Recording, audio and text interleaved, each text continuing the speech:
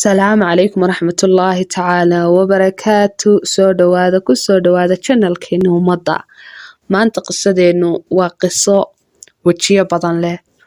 Qisadan ugu horreyn waxay ku socotaa gabadh la yiraahdo Xusni. Xusni waxay ku dhalatay wadanka Yaman, khaasatan waxay ku noolayd baadiyaha ku hareereysan magaalada Sanca ee caasimadda wadankaasi Yaman.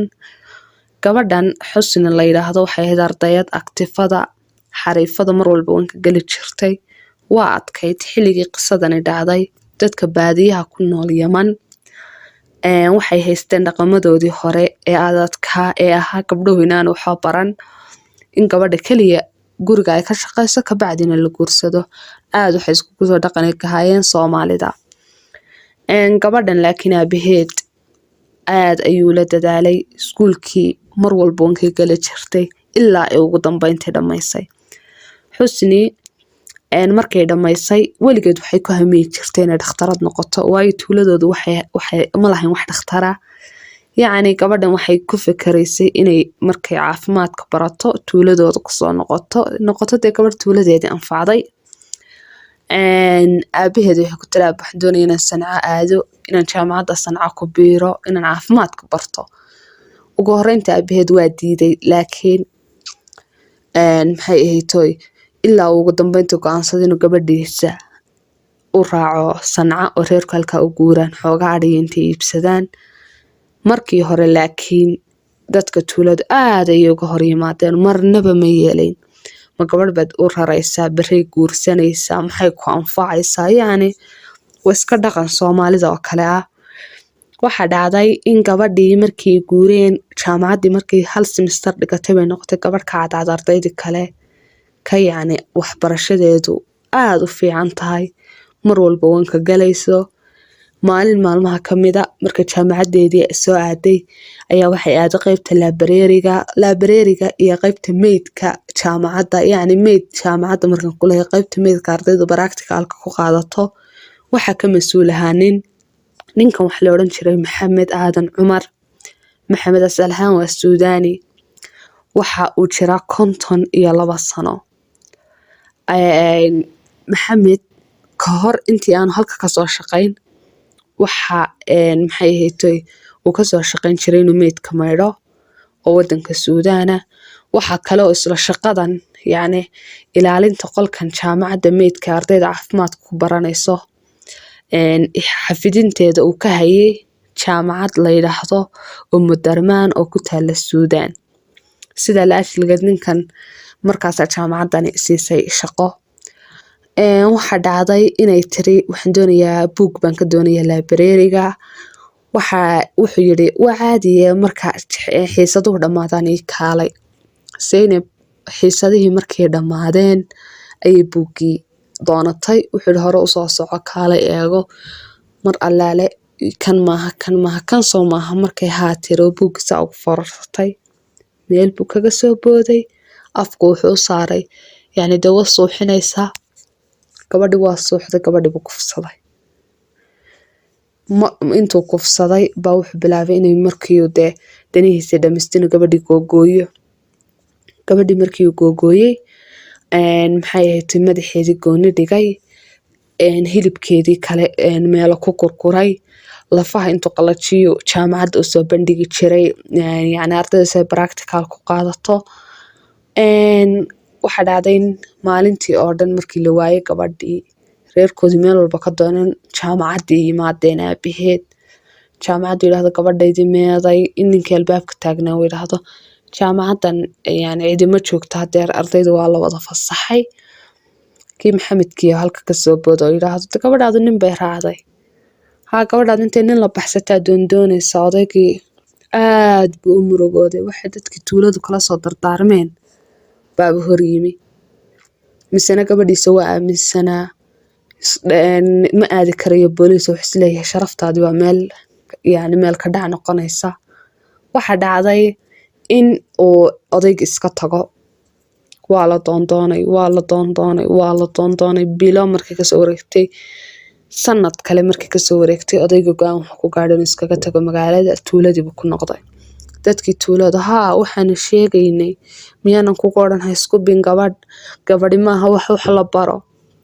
Odaygii isaga oo yacni murugo qalbi jab 2 sano ka bacdi odaygu iska dhintay. Sida ayaa xusnina lagu waayay, boolisna uma sheegin, meel kalena uma sheegin. Jaamacadii sideedii waa iskaga socotay. Waxa dhacday gabadh Zainab la yiraahdo inay ka yimaadaan wadanka Ciraaq iyadoo reerkooda u go'aamiyeen inay jaamacadda Sanca ka barato caafimaadka.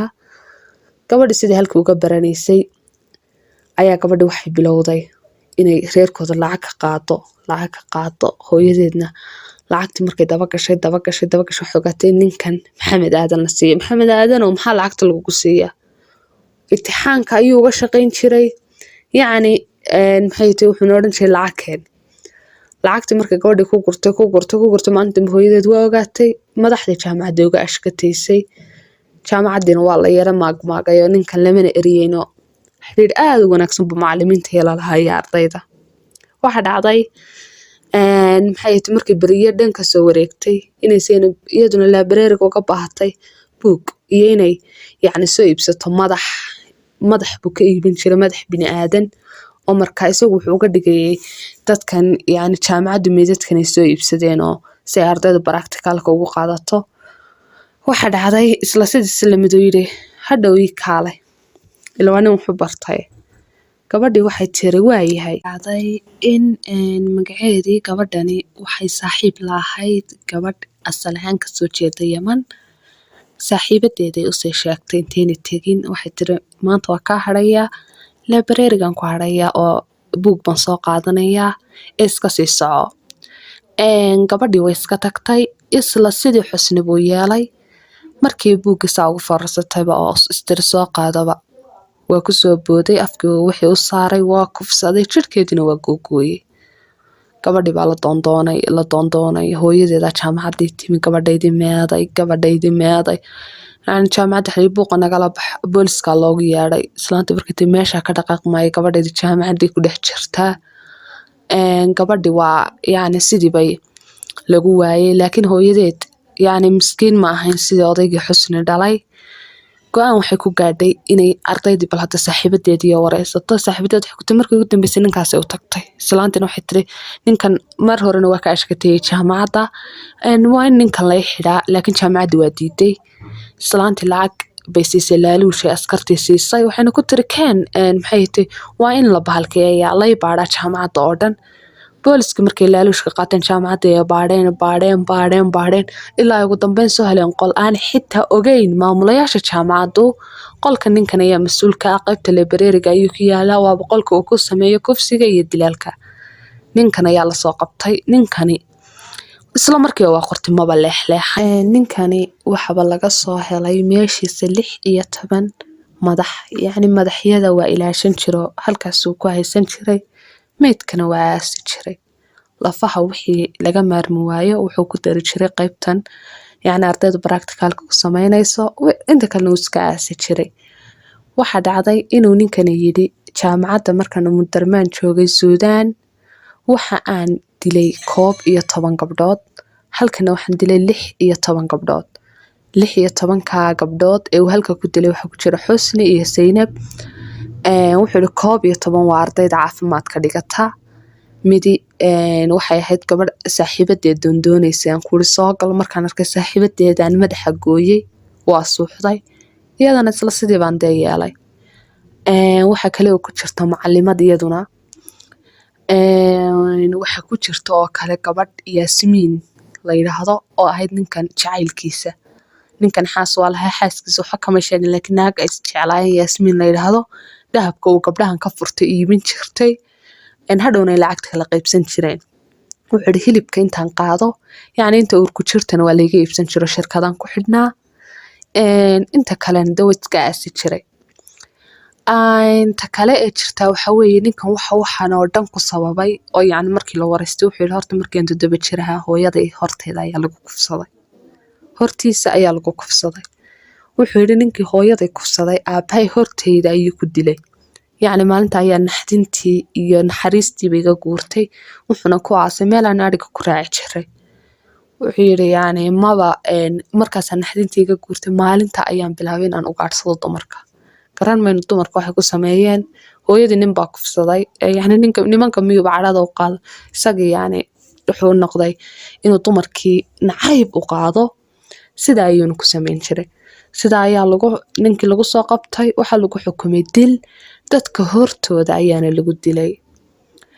marka hore waxaa layidhi waxaa lagu dhiftay 2 xabadood, isagoo la baaray markii dhakhtarkii eegeen wuxuu yidhi ninkan waa noolyahay. kadibna 3 kalaa lagu dhiftay oo dadka hortooda si ay ugu noqoto yani cashar cid dambe oo falkaa geysata inaana jirin wax cafis la yidhaahdo. sidaa ayuuna ku dhintay Maxamed Aadam. waxa kale oo jirtay in la sheegay qofkii ugu horreeyay uu dilay inay ahayd gabar Soomaaliyada, inkasta oo aanay caddayn oo wax tafaasiila oo intaa dheer lasii sheegin. waayo askarta waxa u yimi keliya baaritaanka yani oo la sheegay Xusni iyo Saynab.